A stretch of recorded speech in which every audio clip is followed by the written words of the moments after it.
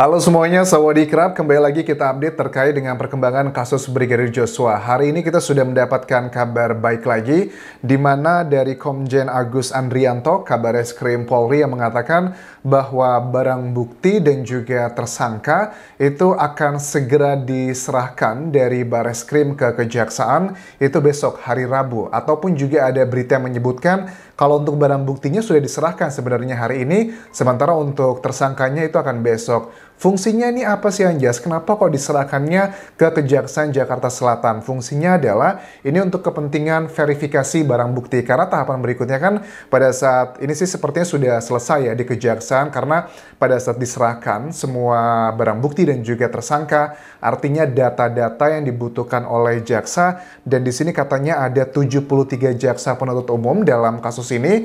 Itu artinya semua berkasnya sudah lengkap. Kalau sudah lengkap, tahapan berikutnya lagi diverifikasi dan finalnya adalah diserahkan ke pengadilan dan siap untuk disidangkan.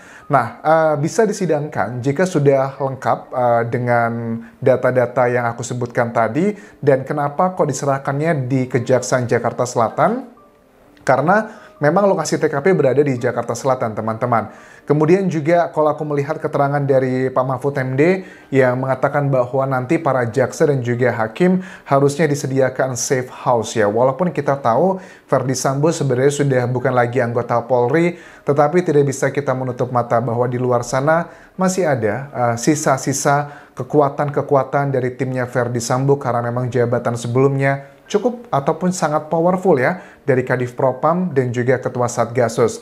Nah, kemudian di bagian berikutnya juga kita akan bahas adalah mengenai keterangan dari Samuel Huta Barat, ayah dari Brigadir Joshua, yang ini menyimbolkan bahwa perlawanan dari seorang Putri Chandrawati dan juga Verdi Sambo itu sangatlah luar biasa. Di awal kasus ini kita menilai bahwa yang paling powerful itu adalah Verdi Sambo. Tetapi setelah kita melihat sekarang ini dan akhirnya juga Putri Chandrawati sudah resmi ditahan beberapa hari yang lalu, juga mengindikasikan bahwa PC itu bukanlah perempuan sembarangan. Terlihat lemah, lembut di luar, tetapi di balik itu semua dia punya powerful yang luar biasa. Tidak cuman dari statusnya yang sulit sekali sepertinya disentuh gitu, dalam tanda kutip ya, oleh penyidik. Ini juga keterangan dari Samuel Huta Barat pada saat wawancara di Uya Kuya ya, bahwa dia mengatakan ada salah seorang pendeta dan pendeta tersebut juga sudah mengakui minta maaf. Ini adalah pendeta Gilbert yang dinilai oleh Samuel Huta Barat sudah memfitnah Brigadir Joshua. Bagi aku ini sebuah simbol yang luar biasa ya, bahwa networkingnya seorang Putri Chandrawati itu luar biasa. Dia tahu ya, kalau untuk mendekati, untuk membujuk keluarga Brigadir Joshua, tipikal keluarga mereka bukan yang mata duitan. Mereka tidak akan bisa tergoda dengan sejumlah uang. Misalnya kalau di Thailand, tempat aku tinggal, ada kasus artis Teng Monida. Final decision-nya adalah ibunya Teng Monida itu memaafkan para pelaku asal diberikan sejumlah uang. Berbeda dengan keluarga dari Samuel Huta Barat ini yang sepertinya bukan tipikal keluarga yang mencari uang. Makanya dicoba melalui religius gitu, melalui agama. Nah, pendeta Gilbert itu adalah yang juga sudah meminta maaf sebenarnya, tetapi di sini disayangkan sekali menurut Samuel Huta Barat, menyayangkan sikapnya Anda. Seharusnya Anda berdoa untuk negeri ini.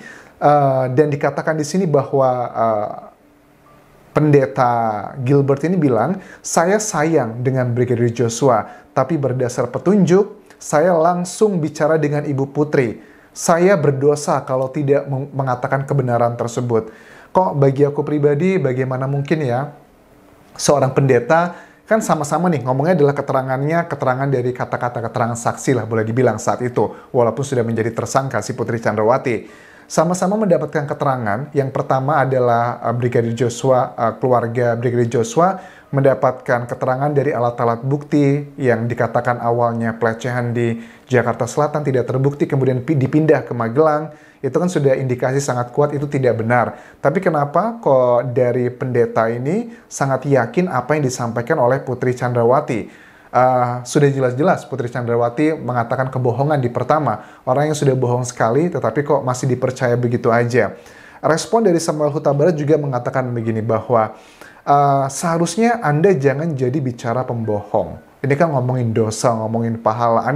Ya, kita terlepas dosa atau pahala itu adalah urusan kita dengan Tuhan ya. Tetapi kalau kita ngomongin masalah bukti yang ada di bumi ini, ya memberatkan adalah Putri Chandrawati sudah bohong pertama kali. Kalau memang dia beneran dilecehkan gitu di Magelang, kenapa dia harus bohong? Dia dilecehkan di Jakarta Selatan. Apa tujuannya? Make sense-nya itu kok aku tidak bisa sampai ya logika aku. Kenapa? Kalau memang dia sudah dilecehkan di Magelang, kenapa dibohongin untuk pindah ke Jakarta Selatan? Itu tidak masuk akal sama sekali. Apalagi dengan posisi jenderal suaminya. Putri Chandrawati juga tahu. Maksudnya nggak mungkin lah ya mengambil resiko sebesar itu. Begitu apalagi di era digital seperti ini. Sudahlah, Bapak tidak tahu apa yang terjadi di Magelang. Ini statement dari Pendeta Gilbert. Ibu Putri lah yang tahu. Yes, memang benar, Ibu Putri adalah yang mengalaminya. Ibu Putri memang yang terkait dengan peristiwa ini. Tetapi kita bisa melihat track record jejak digitalnya Putri Chandrawati. Itu banyak sekali kebohongan yang nggak cuma dari PC, tetapi juga dari awal-awal tersangka, yaitu adalah Baradae, yang sudah disiapkan skenario oleh timnya Ferdy Sambo dan Putri Chandrawati. Kemudian Baradae akhirnya berubah pikiran dan dia masuk kategorinya adalah JC atau Justice Collaborator. Dan dari keterangannya Baradae itulah akhirnya semuanya terbongkar. Itu sudah jelas-jelas ada kebohongan jejak digital, nggak bisa kita pungkiri. Terus dikatakan di sini bahwa maaf Pak, Joshua memang anak yang baik, tapi dia sudah melakukan hal itu ke Ibu Putri dan banyak saksinya. Saksinya siapa sih yang dimaksudkan di sini? Apakah saksi tersebut adalah Kuat Ma'ruf, terus juga Ricky, Bribka RR, ataupun juga Susi, ataupun Baradae? Saksi-saksi yang selama ini juga selalu berubah-ubah keterangannya. Kenapa? Beliau sangat yakin dengan apa yang dikatakannya.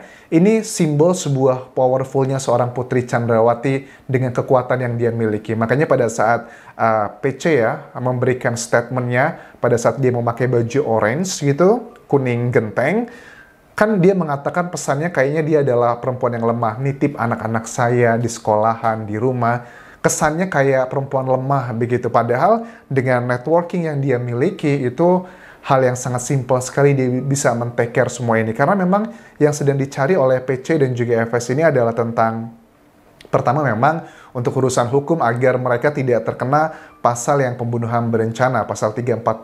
Mereka berusaha mentwist banyak cerita agar ini jatuhnya ke spontanitas, agar masuk ke dalam pasal pembunuhan yang tidak berencana, yang hukumannya maksimal hanya 15 tahun penjara. Itu adalah yang pertama aku melihat dari timnya Ferdy Sambo berusaha mengarah ke sana untuk hukumnya. Sedangkan di bagian yang kedua juga secara sosial media, ataupun juga secara image, yang berusaha dilakukan juga adalah Putri Chandrawati selalu membawa anak-anak, selalu membawa statusnya sebagai seorang ibu, kesannya lemah dan sebagainya, agar mendapatkan empati dari masyarakat Indonesia. Dan ini memang sudah cukup berhasil walaupun tidak banyak teman-teman. Karena aku melihat dari komentar-komentar video, beberapa waktu terakhir ini juga banyak yang mendukung Putri Chandrawati. Udah sih kasihan, dia kan sudah sedang menjalani prosesnya ini dan itu. Kasihan loh, saya sebagai seorang ibu merasakan bagaimana sedihnya seorang Putri Chandrawati.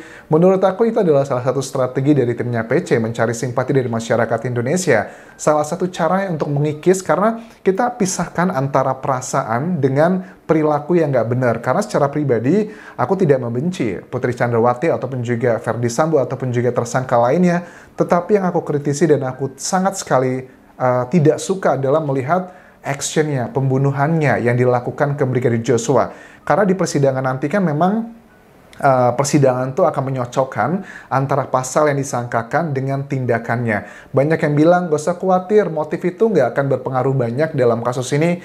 Menurut aku akan berpengaruh banyak dalam kasus ini. Karena kalau untuk mereka menghindari kasus pembunuhannya itu sudah tidak mungkin, karena mereka sudah mengaku, tetapi ya mengenai hukuman yang maksimalnya. Jadi menurut aku sih, motif itu adalah masih menjadi faktor penting karena akan menjadi pertimbangan dari yang mulia hakim nanti. Ada hal-hal yang meringankan, ada hal-hal yang memberatkan. Walaupun mereka sudah terkena pasal 340 gitu, misalkan pembunuhan berencana. Kan pembunuhan berencana itu ada 3 hukumannya kalau nggak salah. Pertama adalah hukuman mati, kedua adalah hukuman seumur hidup, dan ketiga adalah hukuman 20 tahun penjara. Nah, dari ketiga hukuman ini nanti, itu semua tergantung dari apa yang memberatkan, apa yang meringankan.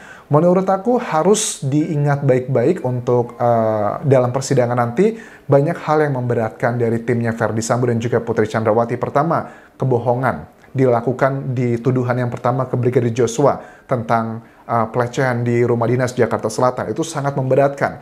Kedua yang memberatkan adalah ada banyak obstruction of justice yang dilakukan oleh 97 anggota Polri, dan itu semua karena siapa? Ya karena Ferdy Sambo. Itu juga memberatkan.